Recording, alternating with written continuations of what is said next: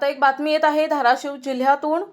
शेतकरी कष्टकरी वर्गातील युवकांसाठी प्रगतीसाठी काम करणारे धाराशिव जिल्ह्यातील सर्वसामान्य माणूस म्हणून ओळखले जाणारे आमदार प्रवीण स्वामी यांना धाराशिव जिल्ह्यातील असंख्य युवकांच्या विविध मागण्यांचे निवेदन देण्यात आले। त्यांच्याशी बातचीत केली आहे आमचे प्रतिनिधी अयूब शेख यांनी।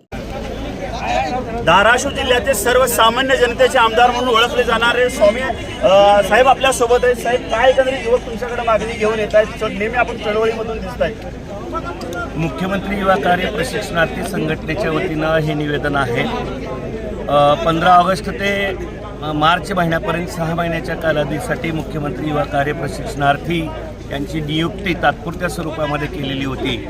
आम्ही विधानसभेमध्ये या संदर्भामध्ये आवाज उठवलेला होता, मागणी केलेली होती की यांना त्यांच्या शैक्षणिक पात्रतेनुसार नियुक्त्या द्याव्यात किंवा त्यांना मुदतवाढ द्यावी किंवा शासकीय सेवेमध्ये सामावून घ्यावं। याही ठिकाणी आम्ही येणाऱ्या अधिवेशनामध्ये या संदर्भामध्ये या सर्व युवा कार्य प्रशिक्षणार्थ्यांच्या वतीनं त्यांच्या मुदतवाढीसाठी किंवा त्यांच्या नियुक्तीसाठी आंदोलन करणार आहोत, प्रयत्न करणार आहोत। या सगळ्याचं निवेदन आज आम्हाला प्राप्त झालेलं आहे।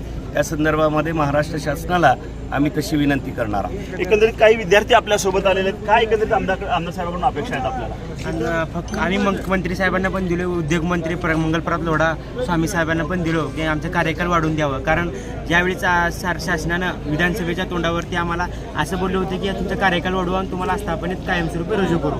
आता तिने सरकार काही त्याच्यावर प्रतिक्रिया देत नाही।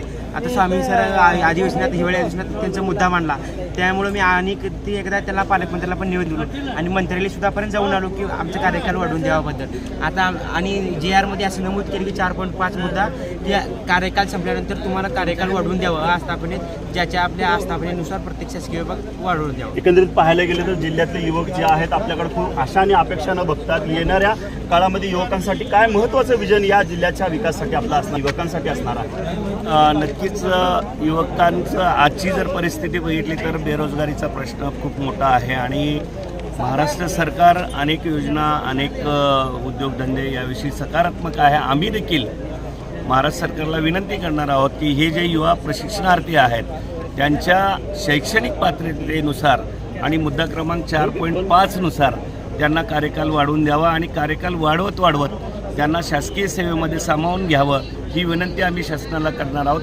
ज्याच्या माध्यमातून या भागातली बेरोजगारी थोडीशी कमी होईल आणि आमच्या युवकांना समाधान मिळेल। एकंदरीत असं तुमच्या मागण्यानुसार जर मान्य नाही झालं तर येणाऱ्या काळामध्ये युवकांसाठी आपली भूमिका काय असणार?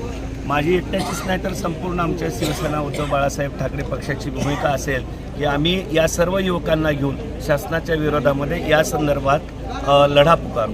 एकंदरीत शासनानं जर त्वरित दखल नाही घेतलं तर आमदार स्वामी जे आहेत लढा उभा करण्याची इशारा जी आहे या माध्यमातून देण्यात आला। Video Ajit Chavan, Ayub Shaikh, NTV news Marathi, Tuljapur, Dharashiv.